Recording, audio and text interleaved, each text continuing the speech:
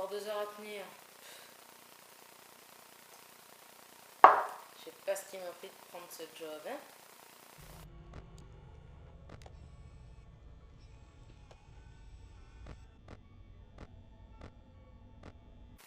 Oh, mais ils ont bougé là.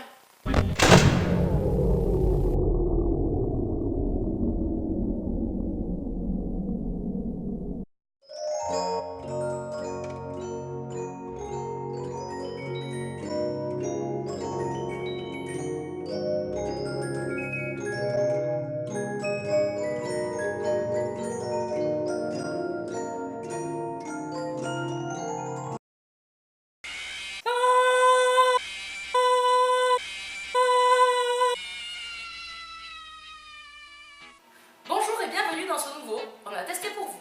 Aujourd'hui, un jeu qui m'a fait avoir environ 150 crises cardiaques. Five Nights at Freddy's. Five Nights at Freddy's, ou C'est Nuit chez Freddy en français, est un jeu de type survival horror. Ce point and click d'horreur a connu un succès phénoménal. Il n'y a qu'à regarder sur YouTube, tapez Five Nights at Freddy's et vous verrez le nombre de vidéos qu'il y a. C'est super impressionnant. Et en plus, ça y est, mais je sais pas si vous réalisez un succès tellement énorme qu'il y a 3 suites qui sont sorties en moins de 1 an et il y a un jeu qui est actuellement en préparation et qui sortira en 2016, FNAF World. C'est énorme. Alors moi, j'adore l'histoire de ce jeu. Mais j'ai joué qu'au premier et je l'ai pas fini parce que je suis une trouillarde en fait. Je vous explique, je suis cardiaque et chaque fois que je joue à ce jeu, je vois ma vie s'enfuir. Bon, par contre, il est temps de mettre les points sur les i. Parce que quand je vois certaines vidéos, j'ai des envies de meurtre par la bêtise de certaines personnes. Ça, c'est un animatronique. Et au pluriel, eh ben ça se dit toujours animatronique. Eh ouais, le S est muet parce que c'est un mot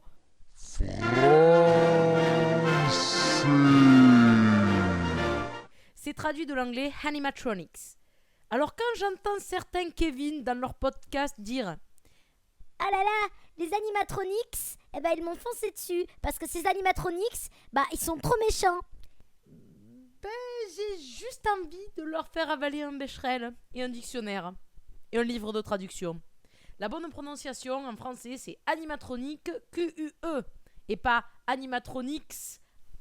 Ce personnage s'appelle Bonnie et pas Bouni. Bouni, je sais même plus où je l'ai entendu celui-là. Bon, maintenant que ça c'est fait, on peut passer à l'histoire.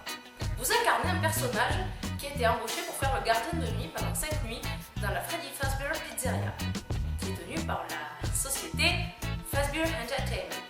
Cette pizzeria a 4 animatroniques qui amusent les enfants. Freddy, Bonnie, Chica et Foxy. Le problème c'est qu'on ne peut pas débrancher les animatroniques la nuit. Et que la nuit il se passe des trucs un peu bizarres. Donc pendant que vous êtes en train de les surveiller, ces animatroniques, je vous le donne en 1000, vont essayer de vous tuer. Alors, heureusement, vous avez des caméras sécurité reliées à une tablette pour les surveiller. Vous pouvez allumer les lumières pour voir s'ils ne sont pas dans le couloir et vous pouvez fermer la porte. Et le problème, c'est que cette entreprise, d'après ce qu'on comprend, est plus ou moins en faillite. Et du coup, vous avez une réserve d'énergie limitée. Et je me demande quand même comment le héros en est venu à accepter ce job, parce que ça a l'air un peu pourri. Monsieur Schmitt, vous arrivez en fin de droit pour votre chômage et vous avez déjà refusé un CDD d'ouvrier dans une mine de diamants en Afrique et un CDI de cobaye pour les laboratoires Monsanto. Donc on m'a envoyé vers vous en tant que PDG de Fazbear Entertainment pour essayer de trouver quelque chose. Ouais, mais vous savez, moi à la base, j'ai un doctorat en archéologie, alors... Ah, vous êtes un intellectuel, j'aime ça. Eh bien justement, j'ai le job qu'il vous faut. Un CDD d'une semaine dans un de mes restaurants, le Freddy Fazbear Pizza. C'est un endroit tout à fait charmant et vous gagnerez la somme extraordinaire de 120,50 $ pour une semaine de travail. Ah ouais, ça a l'air pas mal ça. Bon, la loi m'oblige à vous dire qu'il y a eu quelques incidents dans le passé. Des incidents dans une pizzeria. Oui, 5 enfants ont disparu, tués par un ancien employé vraisemblablement. Et c'est à cette époque aussi que nous avons eu une inspection sanitaire. Voyez-vous, les animatroniques avaient une espèce de mucus qui leur coulait sur la fourrure et par les yeux et la bouche. Oui, on a aussi eu l'incident de la morsure de 1987 où un animatronique a mordu une personne et lui a arraché le lobe frontal. Oui, et je dois aussi vous dire que votre prédécesseur est mort dans des circonstances douteuses dans l'exercice de ses fonctions. Ah ouais, quand même. Mais c'est bon, j'imagine que c'est réglé maintenant. Ah oui, pensez-vous, l'entreprise a été blanchie et nous n'avons pas eu à payer de dommages et intérêts. Non, moi je demande s'il y a plus de risques en fait. Ah, plus de risques. Vous savez, jeune homme, sur le marché du travail, il y a toujours un risque. Dans votre cas, que les animatroniques vous attrapent et vous enfoncent dans un costume où il y a déjà un squelette en métal et que vous finissiez haché menu, broyé, écrasé, oui c'est le mot, dans ce costume. Ah oui, et comme c'est la crise, il faut faire des efforts pour l'entreprise, vous comprenez. Vous n'aurez donc qu'une réserve de courant limitée. L'électricité coûte cher, on ne peut pas se le permettre. Mais je ne me fais pas de soucis, vous êtes jeune, costaud, flexible, sur le marché du travail. Vous y arriverez. Je pourrais avoir au moins une arme pour me défendre ou un placard pour me cacher dedans si jamais j'ai plus de courant. Ça sent la revendication ici. Il y a comme une odeur de dangereux syndicalistes qui réclament le respect du code du travail. Mais ce n'est pas vous, n'est-ce pas? Pensez donc à votre chômage, monsieur Schmitt. Je signe où? Ouais, à mon avis, sur l'entretien d'embauche, ça a plutôt dû se passer comme ça. Mais revenons à nos moulons. Dès la première nuit, le gardien de nuit qui était là avant vous va vous laisser des messages sur le téléphone où il va vous expliquer grosso modo comment marchent les animatroniques et le système du jeu. Il a été appelé Phone Guy, littéralement le gars au téléphone. Et puis pendant qu'on en parle, moi je suis pas sûre que le gars au téléphone ce soit vraiment notre allié. Je veux dire, il voit bien qu'on est en danger et il nous dit tout le temps de ne pas nous inquiéter. C'est ça, ou alors ce mec est super détaché, il se fout de tout. Moi, j'ai un nouveau message. Allô? Ouais, c'est moi. Tu as tenu une nuit. Bravo. Je savais que t'allais réussir. Ah, après tout, c'est pas parce que les animatroniques ont essayé de te tuer qu'il faut avoir peur, hein. Bon, je te laisse, hein. Il y a Papy qui est en train de défoncer la vitre, là. On apprend aussi par l'intermédiaire d'images cachées dans le jeu et d'articles de journaux la véritable histoire de cette pizzeria et les éléments bizarres qui s'y sont passés. Je peux vous dire que c'est pas folichon, hein. On appelle ça l'incident des enfants disparus. 5 enfants se seraient fait enlever et tuer dans la pizzeria par un homme déguisé en mascotte. Et d'après les indices qu'on a, il aurait caché les corps dans les animatroniques. Ou du moins pour un temps. Et de plus, on nous parle d'une morsure causée par un animatronique en 1987. Et la victime de cette morsure aurait eu le lobe frontal arraché par un animatronique. On pense donc que les enfants hanteraient les costumes pour se venger de celui qu'ils considèrent comme leur tueur. Maintenant, les fans de FNAF qui ne s'étaient pas réveillés se rendent compte que je suis habillée en violet. Et c'est fini ces hashtags là? À la nuit 4, le mec au téléphone meurt tué par les animatroniques. Et là je m'interroge, parce que les messages qu'il nous a laissés, la compagnie a dû les écouter avant. Donc ils sont au courant. Pourquoi ils nous ont pas prévenus? Je veux dire, ou alors s'ils voulaient pas qu'on soit au courant, pourquoi ils ont pas réenregistré des cassettes sans nous laisser le mec qui meurt au téléphone? Je veux dire, il y a un truc qui tourne pas rond là, vous êtes d'accord? Ben quoi? Mais vous pensez qu'il aurait gardé le travail, moi, si je lui avais fait écouter les cassettes? Et puis quand t'as réenregistré des cassettes, mais vous y pensez? Le prix que ça coûte, l'entreprise ne peut pas se le permettre. Oui, Marlène, oui. C'est toujours bon pour la fête sur mon yacht samedi.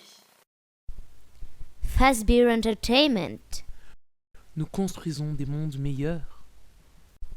Je vais m'arrêter ici pour l'histoire et parler un peu du gameplay. Donc vous vous en doutez bien, et si c'est un point and click, le gameplay sera hyper difficile.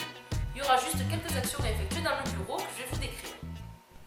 Vous pouvez par exemple surveiller la progression des animatroniques grâce à des caméras reliées à une tablette. Il vous est possible de surveiller 11 endroits sans compter votre bureau. Et le petit problème, c'est que parfois les animatroniques peuvent couper les caméras, ce qui peut s'avérer un peu gênant pour surveiller leur progression. Vous avez aussi des lumières à votre disposition pour éclairer les couloirs. Elles vous permettent de voir si Chica et Bonnie sont à l'affût devant votre bureau. Et si c'est le cas, vous pouvez fermer les portes.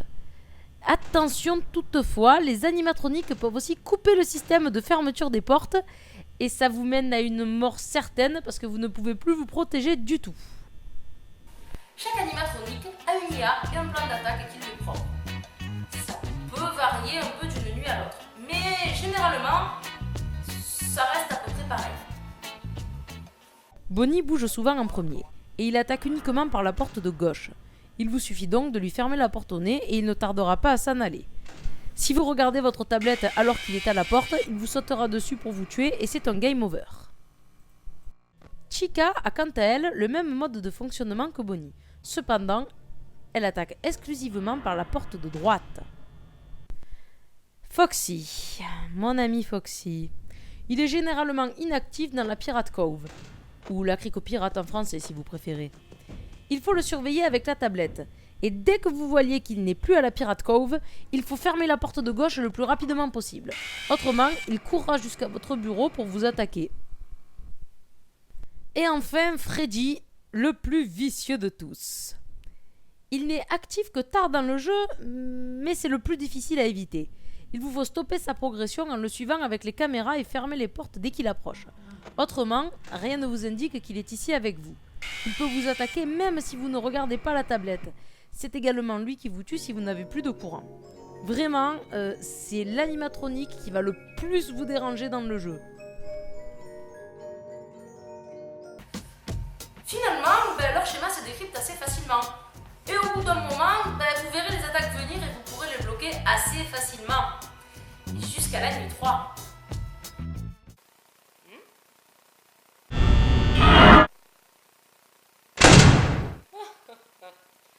Amateur. Bon, on va regarder un peu Foxy. Aïe, ça fait mal. Aïe, il m'a fermé la porte sur le nez, cet enfoiré. Ah, je vais le tuer. Il existe des stratégies assez efficaces pour gagner. Et ici, je vais vous donner pour les 4 premières nuits.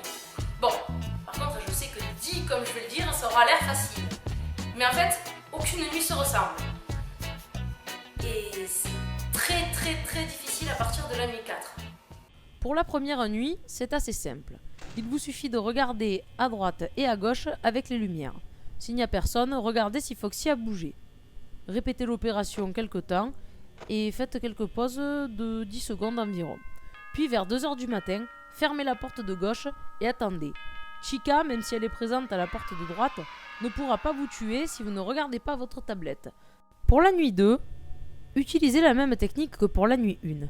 Mais attention, Foxy est beaucoup plus actif et lorsqu'il tape à la porte, l'énergie va se vider beaucoup plus vite.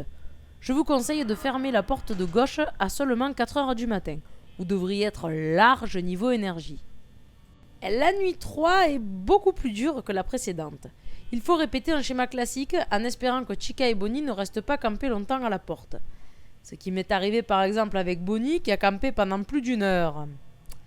Il faut donc regarder chacune des lumières, surveiller Foxy, puis Freddy, attendre quelques secondes et répéter l'opération. Si vous voyez que Foxy a bougé, hop, vite, fermez la porte de gauche.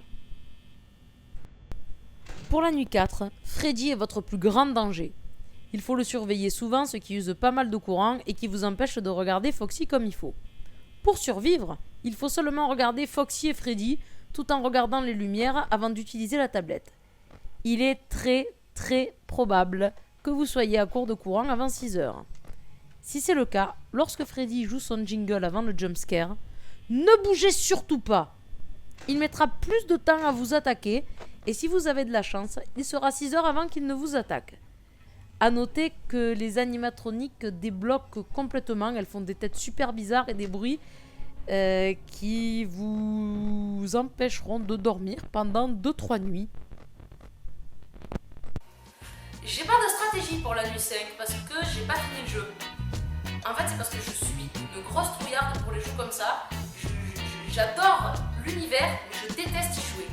J'ai l'impression que je vais mourir en fait. Je vous explique, je suis quelqu'un de très stressé quand je joue à ça. Je meurs. Ouais.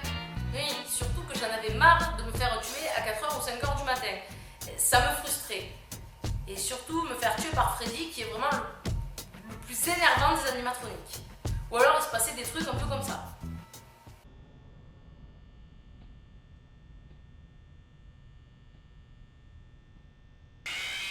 Finalement, si vous passez la 5e nuit, vous en débloquerez une 6e.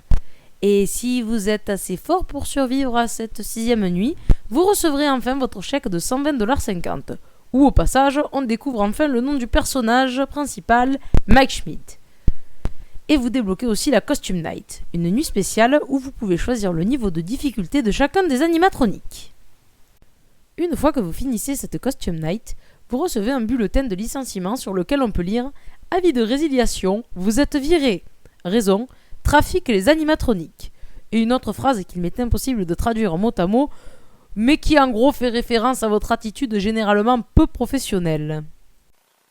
Monsieur Schmidt, vous avez joué avec les animatroniques. Vous êtes viré. Et sans indemnité, hein, ça va de soi. Mais monsieur, elles se déplacent toutes seules. Et elles ont essayé de m'attaquer quand même. Oh, je ne vous vire pas que pour ça.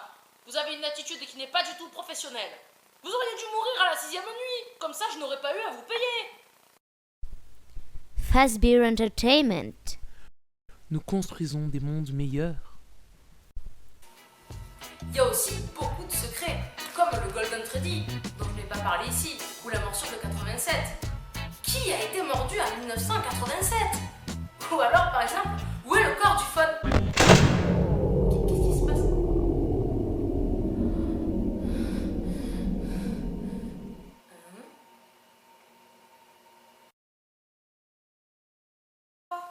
Oh, c'est toi! Ouf, tu m'as fait peur, tu sais. Je vous remercie d'avoir regardé cette vidéo. Et si vous aimez Five Nights at Freddy's, sachez que je ferai un épisode de Arrêt sur l'histoire consacré à cette super série de jeux. Si vous voulez voir nos anciennes vidéos, vous pouvez toujours cliquer sur le petit chat mignon sur mon épaule. Un petit scapet, c'est pas toi qui irais me tuer comme une méchante animatronique, un petit minou. Il est mignon. Vous trouvez pas? Allez, à ciao!